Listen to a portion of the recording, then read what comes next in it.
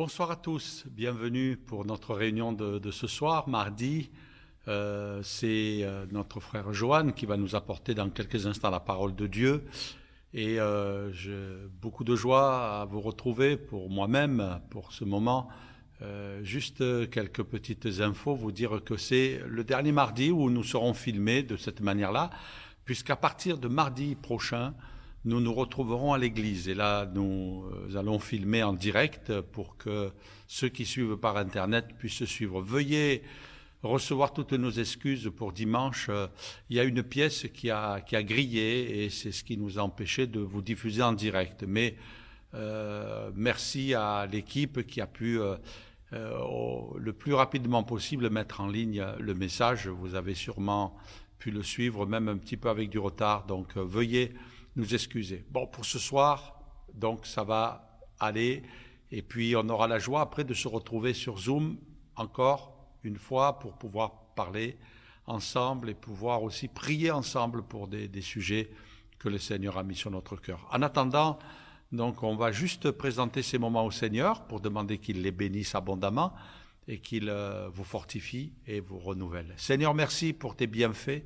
Merci pour ton amour parce que encore aujourd'hui, tu veux te glorifier. Ce soir, tu veux manifester ta grandeur. Tu bénis la prédication de ta parole, qu'elle puisse venir bénir chacun d'entre nous.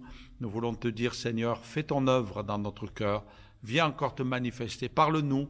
Seigneur, corrige-nous s'il le faut. Seigneur, parce que pour nous, c'est bon d'entendre ta parole et de nous soumettre à ta parole, afin qu'elle fasse son œuvre dans notre vie. Que ton nom soit béni pour tous tes bienfaits, Seigneur. Amen. Amen. Gloire à Dieu. Voilà, je vous retrouve dans quelques instants pour vous donner quelques informations. Donc, après la prédication, restez un petit moment avec nous et je vous donnerai quelques informations. Je vous dis à tout de suite. Bonsoir, très heureux de vous retrouver encore ce soir pour partager la parole de Dieu. Et j'aimerais qu'on puisse faire une lecture dans l'Évangile selon Matthieu, chapitre 28, les versets 18 à 20. Et comme vous pouvez le voir, le titre du message, ce sera « Allez ». Allez. Donc, je passerai, j'ai le petit appareil là qui va me servir à passer les diaporamas. Donc, vous pourrez suivre aussi les références bibliques, en tout cas les différents points que je vais aborder. Je vous propose donc qu'on fasse cette lecture. Je répète Matthieu 28, les versets 18 à 20. Avant de faire la lecture, je vous propose qu'on puisse prier, demander à Dieu l'illumination de l'Esprit pour qu'on puisse saisir sa parole. Prions ensemble. Notre Père, tu nous appelles à te faire des demandes. Et nous venons à toi pour te demander une bonne chose. C'est que tu ouvres nos yeux, les yeux de nos cœurs, pour qu'on puisse saisir ta parole. Que ton esprit vienne illuminer les yeux de nos cœurs pour qu'on puisse réaliser ta parole, ce qu'elle nous demande, ses implications, pour mieux te connaître ton Fils, Père, et mieux te servir. C'est au nom de Jésus, Père, que je réclame cela pour moi-même et pour chacun d'entre nous. Au nom de Jésus. Amen. Voilà, donc nous faisons la lecture dans l'Évangile de Matthieu, chapitre 28, versets 18 à 20, et je lis dans la version Nouvelle Bible Second. Il est écrit, « Jésus s'approcha et leur dit, « Toute autorité m'a été donnée dans le ciel et sur la terre. Allez, faites des gens de toutes les nations des disciples, baptisez-les pour le nom du Père, du Fils et de l'Esprit Saint, et enseignez-leur à garder tout ce que je vous ai commandé. Quant à moi, je suis avec vous tous les jours jusqu'à la fin du monde. » Nous disons Amen à la parole de Dieu. J'aimerais dire quelques mots d'introduction qui me semblent véritablement importants. On a lu 2 versets, mais je ne vais pas m'appliquer à détailler le texte. Je vais plutôt me servir de ce texte comme une introduction à ce que je vais dire, et particulièrement ce terme « aller ». Mais j'aimerais faire quelques remarques, 5 remarques, avant d'aller plus loin, d'aborder le vif de ma méditation. Premièrement, ce sont les derniers mots du Seigneur Jésus à ses disciples. On sait que les derniers mots de quelqu'un, aux siens, c'est sans doute les plus importants de sa vie. Alors il est vrai que Jésus ne va pas mourir, il est déjà mort, il est ressuscité, mais quand même, il va les quitter dans ce sens qu'il ne sera plus physiquement présent et que leur rapport au Christ sera différent. Il sera présent en eux par son esprit. Et donc, ce qu'il dit quand il dit « allez », c'est véritablement important, plus qu'important même. Deuxième chose, « aller », j'aimerais insister sur cela, c'est le préalable de la mission. Il ne peut pas y avoir de mission sans le fait d'aller. Je ne peux pas faire des disciples, nous ne pouvons pas en tant qu'Église faire des disciples si nous n'allons pas. C'est impossible. L'un ne va pas sans l'autre. Troisièmement, je crois pouvoir dire que naturellement, nous sommes enclins à ne pas aller, mais à rester bien confortablement installés là où nous sommes. Quatrièmement, je crois que ce terme « aller », s'il faut le lire de manière littérale, bien sûr que quand Jésus dit cela, ça signifie que concrètement, littéralement, géographiquement, je vais d'un lieu à un autre. Mais je crois que ça renferme beaucoup plus que cela. C'est plus qu'un simple déplacement géographique. C'est toute une dynamique dans laquelle le Seigneur veut nous faire entrer. Cinquièmement, ce terme dans la bouche de Jésus et dans le contexte de l'évangile de Matthieu, comme je viens de le dire, nous invite à une véritable dynamique. Beaucoup ont suggéré que l'évangile de Matthieu est adressé aux Juifs parce qu'il renferme énormément de prophéties de l'Ancien Testament. Mais on voit que le projet de Matthieu, c'est oui, de montrer que Jésus est la promesse faite au peuple juif d'un Messie promis, promesse qui s'est concrétisée par la venue de Jésus. Mais c'est aussi l'annonce que ce Messie pour Israël est le sauveur de toutes les nations. Et cela, c'est un bouleversement dans la conception juive de la venue du Messie. Matthieu s'attache à montrer que Jésus est venu pour toutes les nations. Vous trouvez ça déjà dans la généalogie, quand il est fait mention de Ruth, quand il est fait mention de Bathsheba, quand il est fait mention de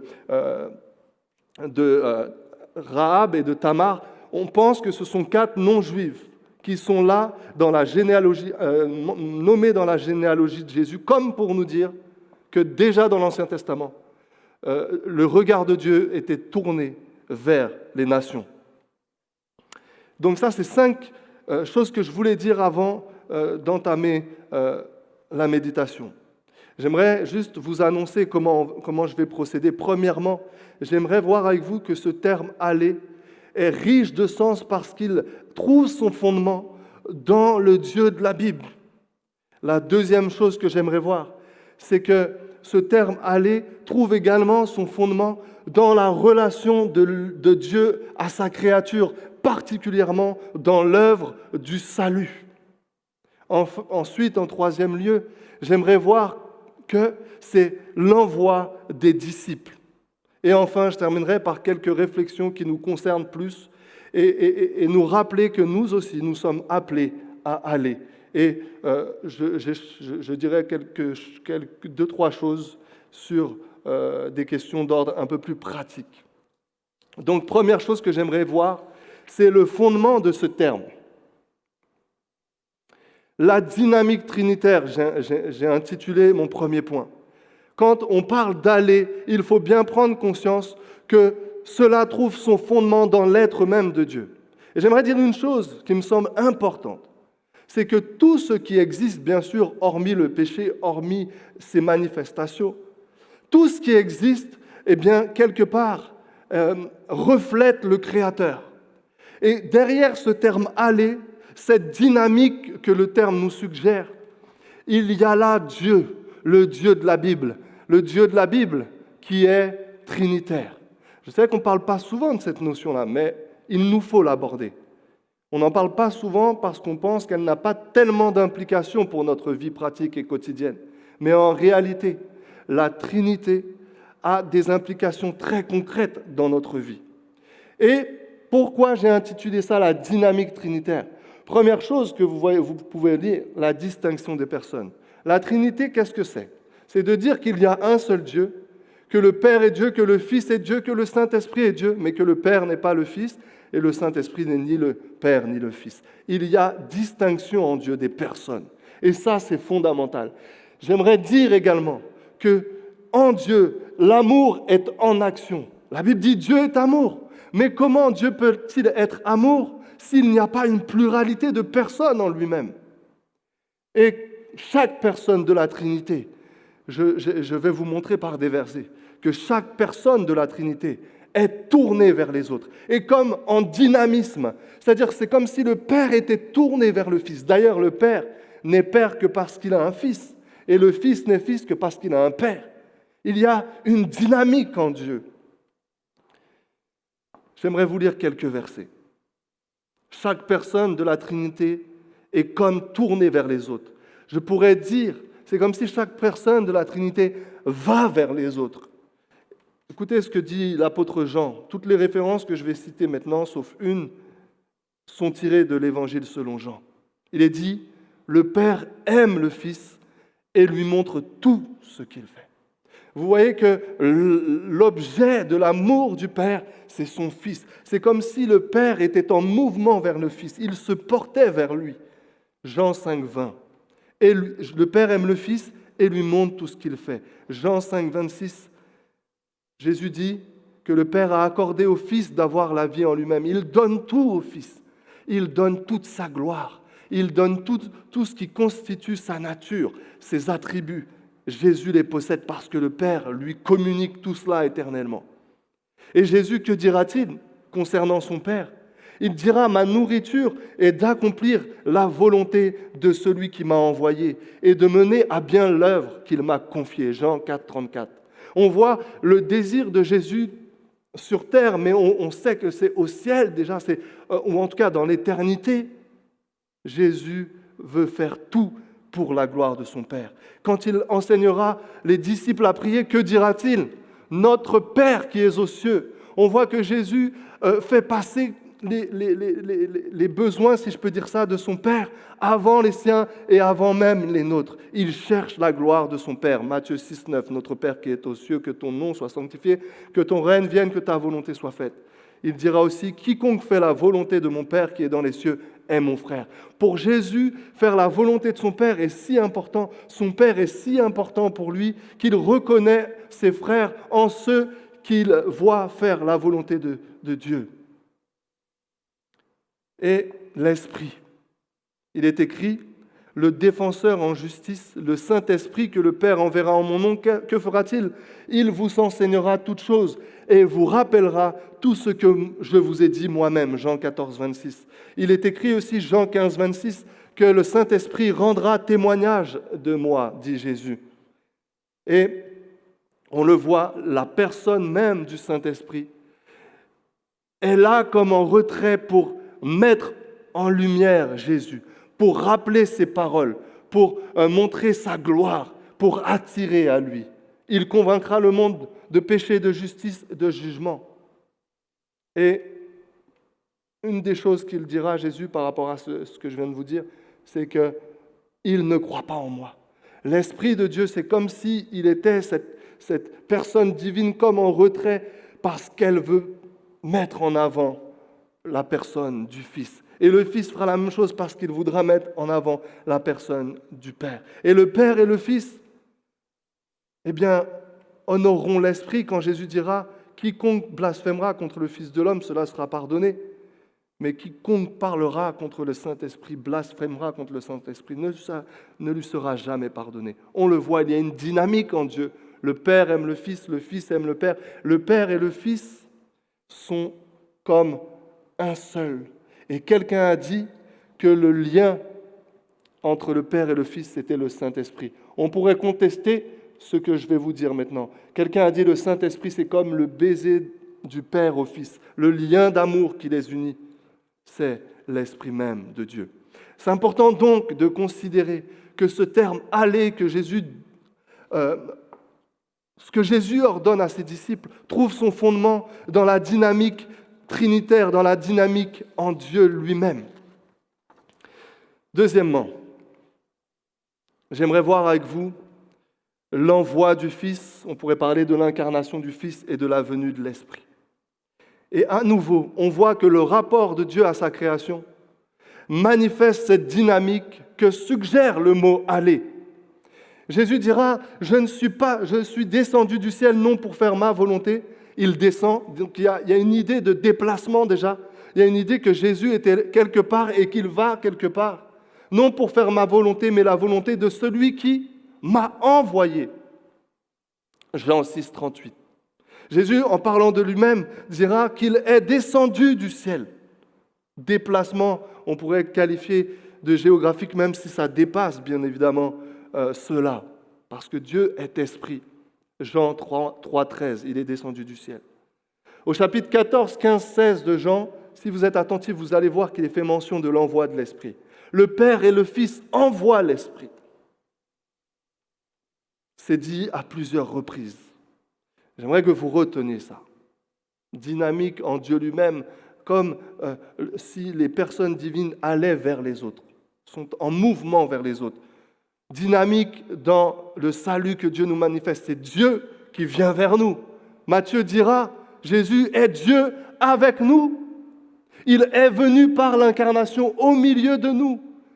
Alors qu'autrefois, dans l'Ancien Testament, Dieu apparaissait, se manifestait par ce qu'on appelait des théophanies, mais ce n'était pas l'incarnation. Quand Jésus prend la nature humaine, il vient parfaitement parmi nous. Il est venu parmi nous. Et j'aimerais vous rappeler les implications de l'incarnation. Jésus se fait pleinement homme, parce que ça nous servira à comprendre ce que le Seigneur lui-même attend de nous. Il est pleinement homme. Il a un corps, il a des émotions. La Bible dit qu'il va apprendre les choses par la souffrance. Il va se développer physiquement, intellectuellement, parce qu'il est venu comme un homme. Notez que Jésus s'est inscrit au sein d'un peuple, et ça veut dire dans une culture donnée, avec une langue donnée. Il parlait l'araméen comme ceux de son époque, ses concitoyens. Notez que Jésus, même s'il remet en cause bien des choses de son temps, il partage la culture de son temps quand celle-ci est bonne. Il va au temple d'Hérode.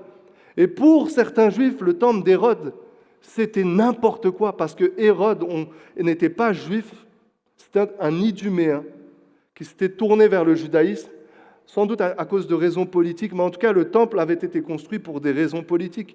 Et on aurait pu penser que Jésus allait remettre, comme les Esséniens, comme ce groupe qui vivait près de la mer Morte, aurait pu remettre en question même ce temple. Mais non, Jésus il va aller adorer avec les Juifs dans ce lieu, pour vous dire que par l'incarnation, il s'inscrit dans une culture donnée, dans un lieu donné, dans un contexte. Il connaît, on voit par ses réponses, il connaît le monde qui l'entoure. Il s'incarne. Il sait que sur les pièces de monnaie, c'est l'effigie de César qui est là. Il participe à la vie de la cité. Il s'intéresse à la vie sociale de ses concitoyens. Et ensuite, j'ai déjà tout à l'heure parlé du don de l'Esprit. Et Jésus nous donne l'Esprit pour qu'à notre tour, nous soyons envoyés. Troisièmement, j'aimerais voir maintenant plus particulièrement l'envoi des disciples. Et nous avons besoin d'accepter d'aller. Mais j'aimerais premièrement me pencher sur deux hommes, deux figures du christianisme, deux figures du Nouveau Testament, les apôtres Pierre et les apôtres Paul.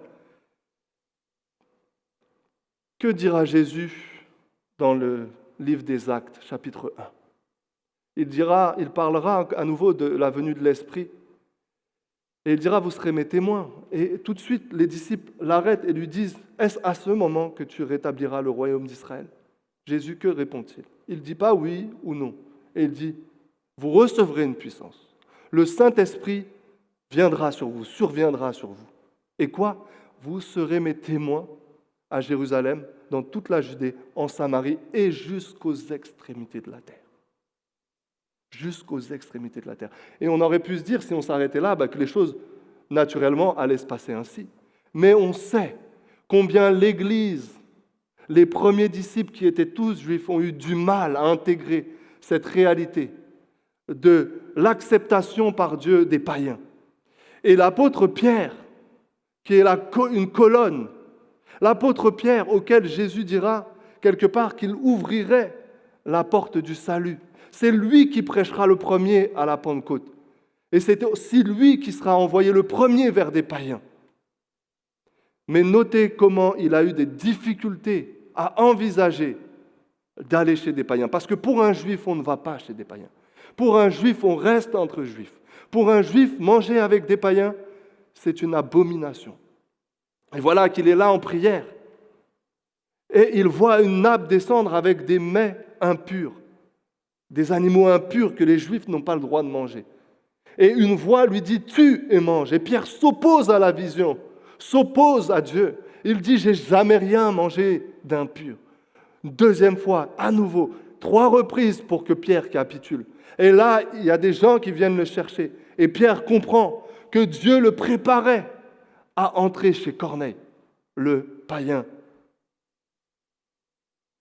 Il va chez Corneille, l'Esprit descend sur toute la famille, ils sont baptisés.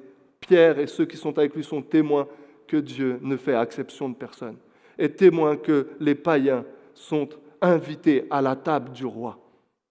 Mais voyez-vous, quand ils vont annoncer cela aux autres disciples de Jérusalem, on va leur dire, en gros, ça va être très compliqué. Et Pierre et ceux qui étaient là vont être obligés de raconter tout ce qui s'est passé.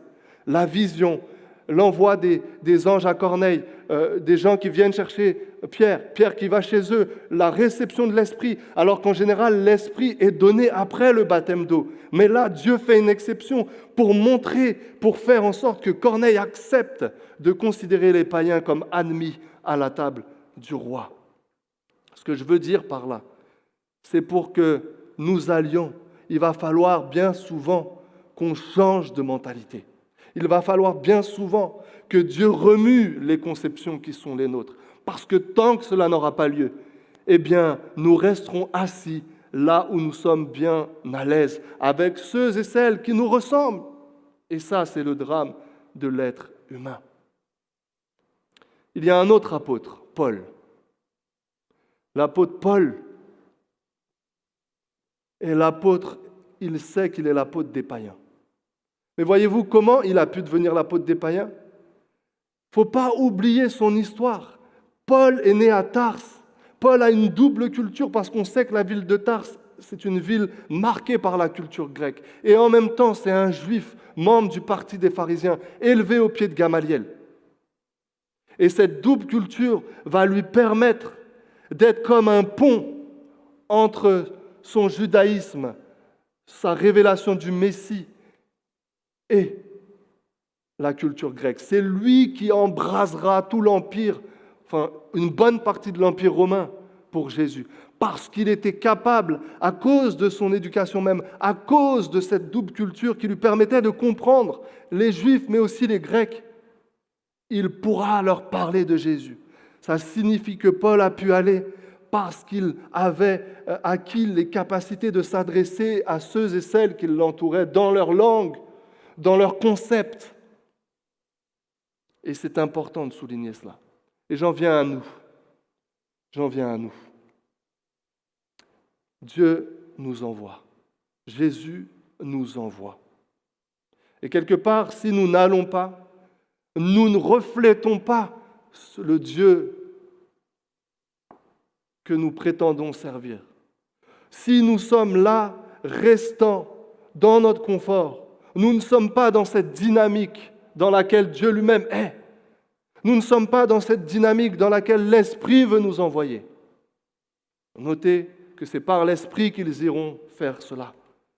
Et si nous nous opposons quelque part à l'œuvre que l'Esprit voudrait bien faire. J'aimerais juste dire ceci. Quel est le rôle des ministères dans l'Église, les ministères de la parole? Quel est leur rôle? Le rôle des ministères, Éphésiens 4, 22 dit, c'est d'équiper les saints en vue de l'œuvre du ministère. J'aimerais juste vous lire quelque chose rapidement, une note dans la version du Semeur de ce verset 13 du chapitre 4, verset 12, pardon. Il a fait don de ces hommes des ministères pour que les membres du peuple saint soient rendus aptes à accomplir leur service en vue de la construction du corps de Christ. Écoutez ce que la note dit. Les personnes données à l'Église, selon le verset 11, ont pour fonction d'équiper les croyants pour qu'ils puissent vivre et agir en chrétiens dans l'Église et dans le monde, et y accomplir leur service, la plupart des croyants étant appelés non à servir dans l'Église rassemblée, mais dans l'Église dispersée au sein de la société. La volonté de Dieu, frères et sœurs, pour la plupart d'entre nous, c'est d'avoir un travail dans le monde qu'on qualifie de séculier. Et vous savez pourquoi ? Parce que Dieu veut disséminer le sel que vous êtes, le sel que nous sommes ici et là, pour que nous impactions la société dans laquelle nous vivons. Et on a trop souvent tendance à réduire le service de Dieu à ce qu'on peut apporter à l'Église. Et je ne suis pas en train de dire qu'il ne faut pas servir l'Église, bien au contraire. Vous devez mettre vos dons au service du corps, mais vous devez également considérer votre appel dans le monde, dans le travail, le monde du travail séculier, dans la société entière, comme un service que vous êtes appelé à rendre à Dieu. Quand vous êtes sur votre lieu de travail, vous êtes le sel sur votre lieu de travail. Et à ce moment-là, vous servez Dieu. Parce que trop souvent, on a tendance à considérer le service de Dieu quand je m'engage dans un service dans l'Église. C'est réduire ce qu'est le service de Dieu. L'apôtre dira, faites tout pour la gloire de Dieu, quoi que vous fassiez, que vous mangez ou buviez, faites tout pour la gloire de Dieu. Il y a donc une multitude de possibilités, frères et sœurs, qui s'offrent à nous. Et quelqu'un me disait cela un jour et ça m'a marqué. Il disait, ce prof à la fac de théologie nous disait ceci. Il nous disait, quand je sors de chez moi et que je vois mon éboueur, je le salue tous les jours. Il dit, cet homme-là, il fait un travail extraordinaire. Et moi, je suis là, j'écoute, je me dis, pourquoi dit-il cela ? Je ne pense pas que la plupart d'entre nous, si nous avions un fils ou une fille qui nous dit « Papa, je veux être éboueur », qu'on l'encouragerait dans cette voie. Mais pourquoi dit-il cet homme que cet homme fait un travail extraordinaire ? Il dira tout simplement ceci. Cet homme prend soin de la création de Dieu. Même un éboueur, même si tu es un éboueur, n'aie pas honte de ce que tu fais. Parce que même ton travail de ramasser les poubelles, tu peux faire cela pour la gloire de Dieu en considérant que tu prends soin de cette création dans laquelle Dieu nous a placés. J'aimerais encourager toutes celles et ceux qui travaillent dans le monde hospitalier. Quand vous faites ne serait-ce qu'un pansement, je ne pense pas juste aux médecins, juste à ceux qui sont les plus haut placés dans le corps médical, mais je pense aux aides-soignantes, aux infirmières, à ceux qui font les soins quotidiens. Quand tu fais un pansement, tu es en train de faire quelque chose d'extraordinaire. Et quelque part, si tu le fais en considérant que tu fais quelque chose qui glorifie Dieu, eh bien, ça donne du sens à ce que tu fais. Et là, tu vas vraiment, parce qu'un malade, c'est sûr qu'il voit la différence entre quelqu'un qui vient à lui et qui fait son pansement parce qu'il faut faire son pansement, et quelqu'un qui vient à lui parce qu'il est animé de cette dynamique de Dieu qui se manifeste dans le fait qu'il va prendre soin particulièrement du malade qui est entre ses mains. Donc vous comprenez que aller, c'est plus qu'un déplacement géographique, c'est la dynamique même de l'amour. Et nous sommes appelés chacun, frères et sœurs, à nous incarner dans le monde dans lequel nous vivons. Dans un des prophètes, il dira, je crois que c'est Jérémie, il dira « cherchez le bien de la cité ». Pourtant, ils sont à Babylone, et on sait que la Bible, elle parle de Babylone en des termes tout à fait négatifs. Babylone sera écrasée. Dans l'Apocalypse, Babylone tombera. Et les Juifs sont là-bas en exil, et le prophète les encourage à prendre part à la vie de la cité pour faire du bien. Et nous sommes appelés, frères et sœurs, dans ce monde dans lequel nous sommes comme en exil. Ce monde est comme représenté par Babylone. Nous sommes non pas invités à sortir, mais à être ici, à nous impliquer pour le bien sans être de ce monde. Vous êtes dans le monde, mais vous n'êtes pas du monde. C'est cela, aller.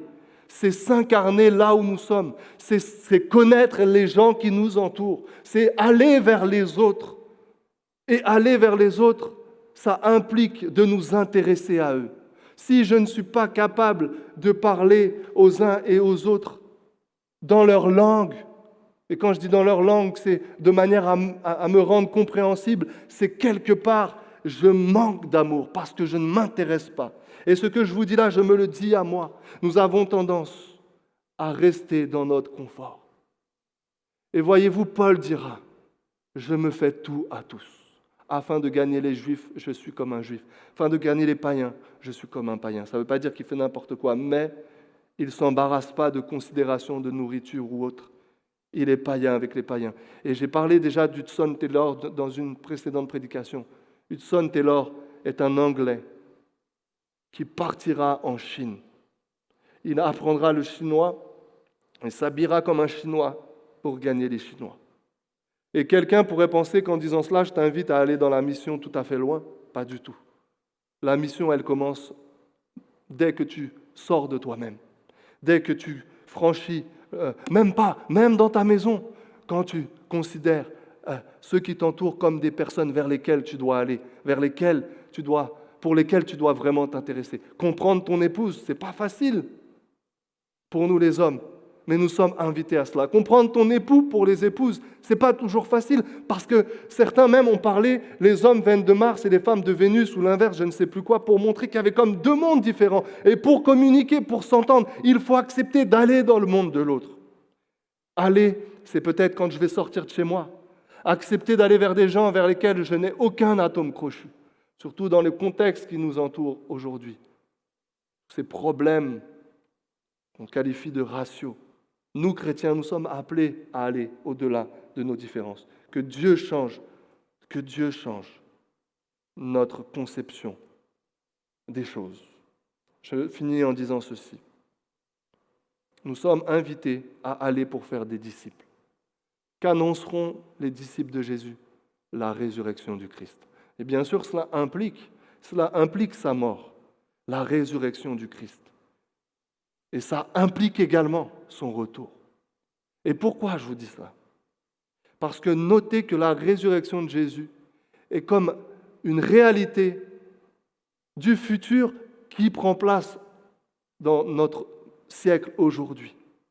C'est comme si par sa résurrection, Jésus montrait ce qui nous adviendrait à tous et ce qu'il adviendrait de la création. C'est pourquoi j'ai dit tout à l'heure, quand une sœur ou un frère fait un pansement, en ayant conscience qu'elle fait ça pour le Seigneur et qu'elle fait ça pour le bien du malade, elle est en train de dire quelque chose implicitement. Il est en train de dire quelque chose implicitement. C'est quoi? C'est ce que je vais vous expliquer rapidement. C'est que pourquoi elle guérit? Par le pansement, elle cherche à guérir.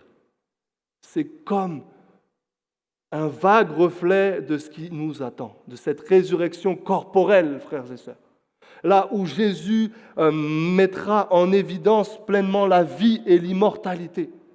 Et du coup, le pansement que tu as fait, la poubelle que tu as jetée, trouvera pleinement tout son sens dans ce siècle à venir lorsqu'il n'y aura ni malade, il n'y aura plus ni deuil ni larmes, il n'y aura plus de choses pour gâter la création.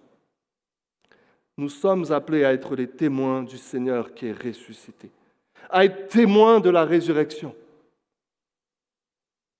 Et cela donne du sens à toutes les actions que nous pouvons faire, tout ce que Dieu considère de bon, de beau, de juste, de bien.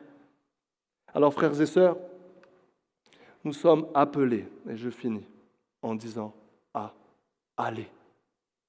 Que le nom du Seigneur soit béni. Amen. Voilà, on remercie Joanne pour ce message et puis on va se retrouver dans quelques instants pour partager un petit temps fraternel et de prière. Donc n'hésitez pas à venir nous rejoindre sur Zoom. Simplement quelques petites annonces. Dimanche, nous étions à peu près 70 réunis alors que nous avons pu augmenter la capacité à 200 places. Alors certains ont laissé la place à d'autres. Alors beaucoup ont laissé la place à d'autres. Du coup, on n'a pas eu le monde escompté, mais c'est pas grave, on sait combien vous êtes sérieux. Par conséquent, pour dimanche prochain, ceux qui ont hésité à venir, venez, parce que c'est dommage de vous priver, surtout qu'on a vu pour ce dimanche-là beaucoup de joie dans le cœur des frères et sœurs qui étaient là, et nous avons pu nous faire du bien dans la présence de Dieu. Aussi, une bonne nouvelle, je pense que très bientôt, on va pouvoir redémarrer avec 2 cultes, et recevoir le maximum pendant cette période de vacances. Donc on va s'orienter sur 2 cultes et avoir peut-être une capacité de plus de 400 personnes. Donc je crois que très peu seront obligés de rester chez eux. Uniquement ceux qui peut-être ont encore des craintes et puis ne se sentent pas de venir.